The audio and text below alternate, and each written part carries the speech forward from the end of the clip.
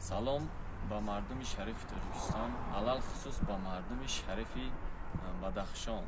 Ман як сокини кишвар мебошам ва ба ҳамаи мардуми аҳли Бадахшон гуфтаниям, ба тамоми мардуми аҳли Бадахшон гуфтаниям ки ба ҳар хел найрангҳои гуногун дода нашаванд, зеро ки ҳар як инсоне ки ҳаст моро чикор мекунад, аз дохили кишвар, берун аз кишвар моро фиреб мекунанд.